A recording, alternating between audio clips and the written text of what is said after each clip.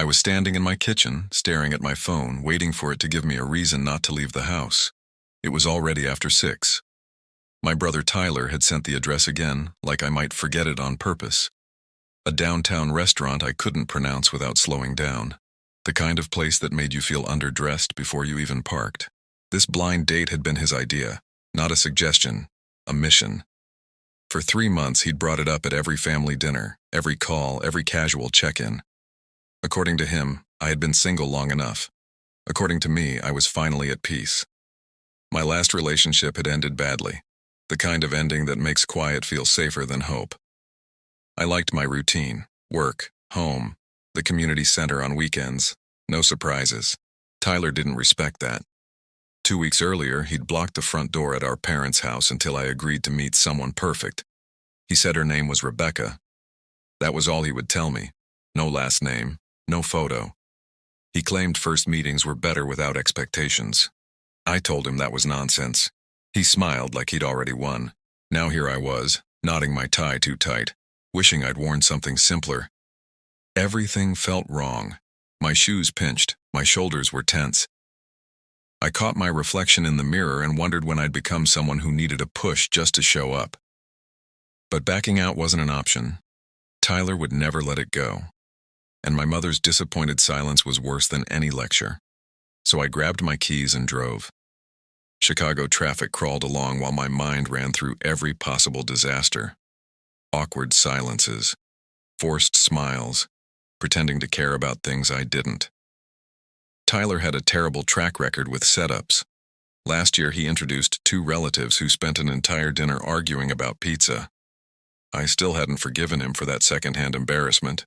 The restaurant was dim and expensive looking, soft lights, white tablecloths, waiters in suits.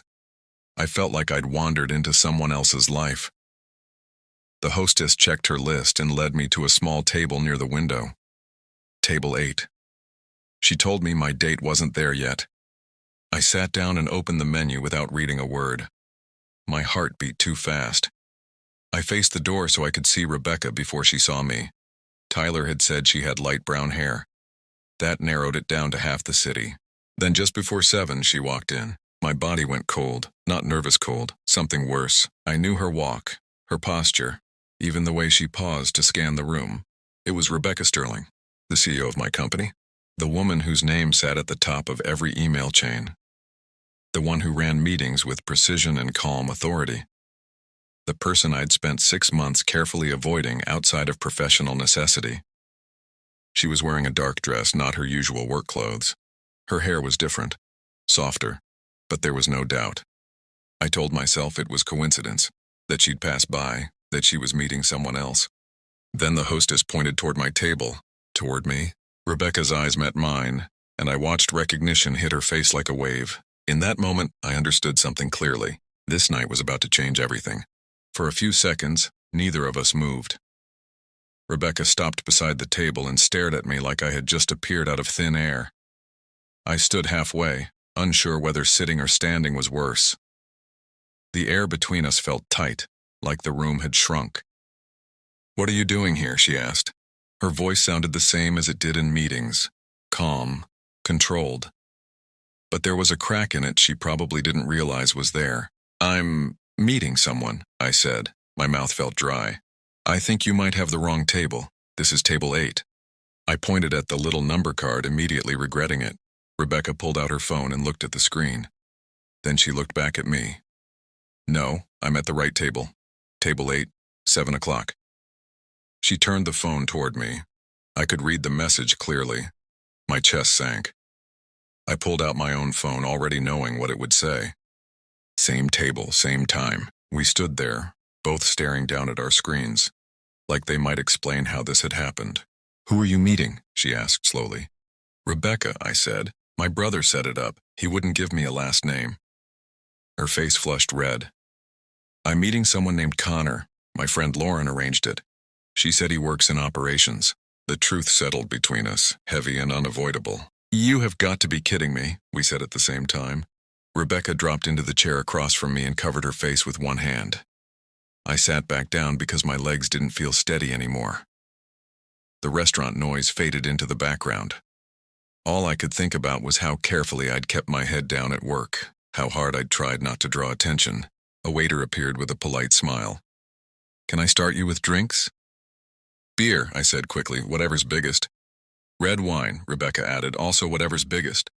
When the waiter left, she looked up at me, eyes sharp now. "You've complained about me, haven't you?" I blinked. "What? No, I mean, maybe I said you're intimidating." She crossed her arms. "You never speak up in meetings, then send emails later questioning decisions." "They're clarifying questions," I said, a little defensive. "Sometimes things aren't clear." We stared at each other. Then Rebecca let out a short, surprised laugh. "This is ridiculous. We're arguing about work on a blind date." She shook her head. "We can't do this." I felt the same way, but leaving meant facing Tyler and my mother. The drinks arrived. Rebecca took a long sip and sighed. "We're already here," she said. "Let's eat. 1 hour. Then we pretend this never happened." I nodded. 1 hour. Neither of us sounded convinced. We ordered without looking at each other much. I picked the safest thing on the menu. Rebecca did the same. When the waiter walked away, the table fell quiet again. Not an angry quiet. Just uncertain. Like we were both waiting for the hour to pass. At first, we talked about nothing that mattered. Traffic, the weather, construction downtown that never seemed to end. I watched Rebecca cut her food into neat pieces, careful and precise. It felt familiar in a strange way, like watching her run a meeting, just with a fork instead of a spreadsheet. I checked my watch more than once. Time moved slowly until it didn't. Halfway through the meal, she surprised me. "Tyler mentioned you volunteer somewhere." I felt my shoulders relax without meaning to. "Yeah. I teach coding classes at a community center on the north side. Teenagers mostly." Her face changed, not dramatically, just softer, interested. "On Ashland?" I nodded. "That's the one." "I'm on the board there," she said. "Have been for a few years." I stared at her. "You're the one who approved the new computers?" She shrugged like it was nothing. Those kids deserve decent equipment. Something shifted then. The Rebecca I knew from work had always felt distant, efficient. But this was different. She talked about growing up without many resources, about how one small opportunity had changed her path. I told her about the kids in my class, how proud they looked when something finally worked. We forgot the time. The waiter cleared our plates and asked about dessert. I glanced at my watch and laughed. We'd been there far longer than planned. "I didn't notice," Rebecca said quietly. "Me neither." We shared a chocolate cake because neither of us wanted to admit wanting dessert alone. We laughed, real laughs, the kind that catch you off guard. Outside, the night air felt cool and steady. We stood near our cars, unsure what came next. "This was better than I expected," I said. Rebecca nodded. "Still complicated." "Probably a bad idea," I agreed. She looked at me like she wanted to say more than didn't. We said goodnight and drove away, both carrying something we hadn't planned on. Monday morning didn't feel like a fresh start. It felt heavy. I walked into the office like I always did, coffee in hand, trying to move through the day without thinking about Friday night. But the moment I saw Rebecca in the lobby, everything tightened. She looked exactly like she always did at work. Polished, focused, untouchable. Except now I knew what her real smile looked like. And she didn't use it when our eyes met. She glanced away and headed for the elevators. The morning meeting was worse than usual. Rebecca spoke with her usual confidence, moving through projections and timelines.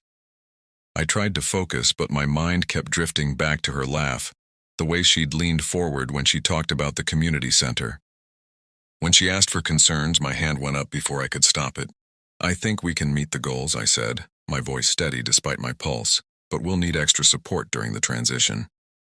Rebecca studied me for a second. Then she nodded. "That's a fair point. We'll discuss resources later." After the meeting, a coworker whispered, "You okay? You never speak up." I wasn't okay. I was noticing everything. That Saturday, I was setting up laptops at the community center when the doors opened. Rebecca walked in carrying a box. We both froze. The kids barely noticed. One of them asked if we knew each other.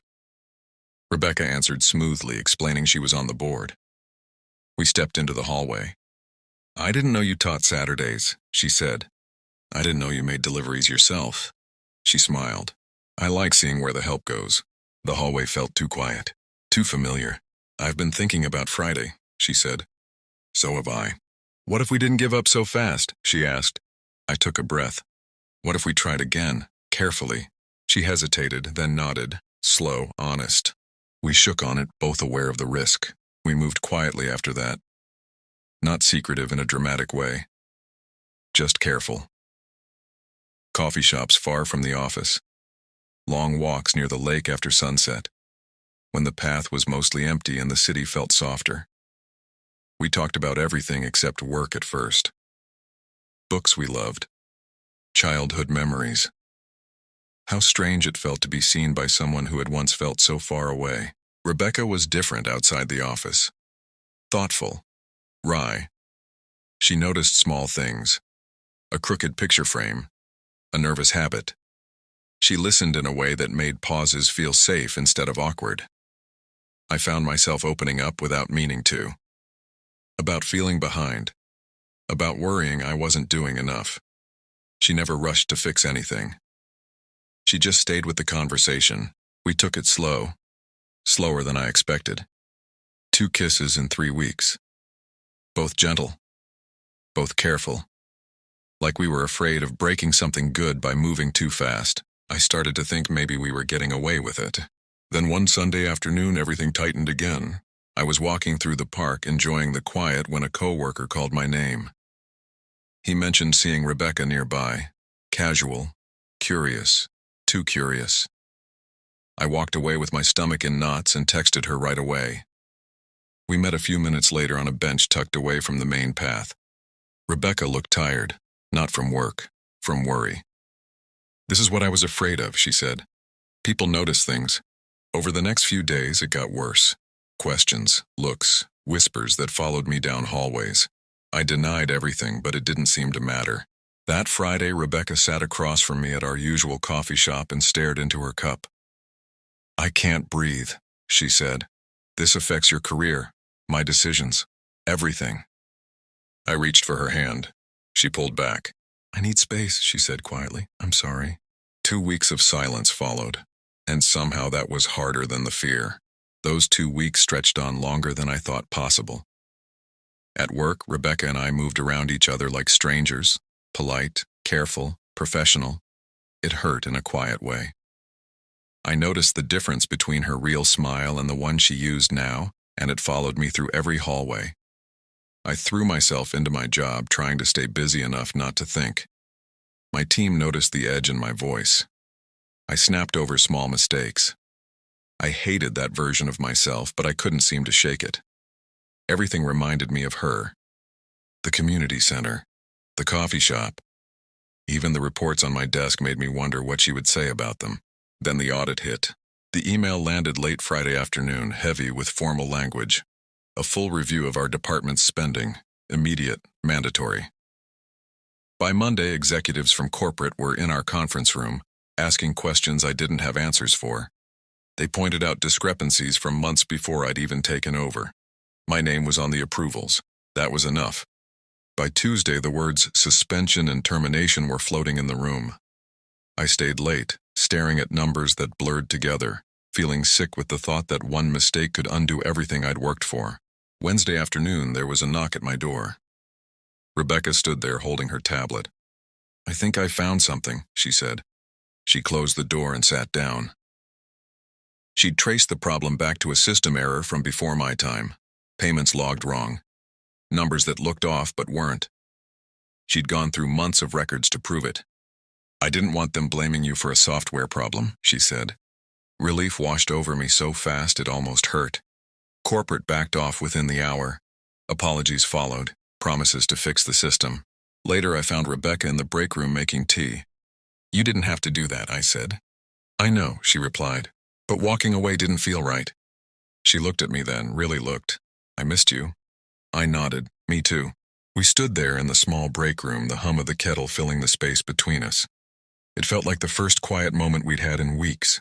Not tense, just honest. "I panicked," Rebecca said softly. When people started talking, I pulled away instead of facing it. I thought distance would make things easier. It didn't.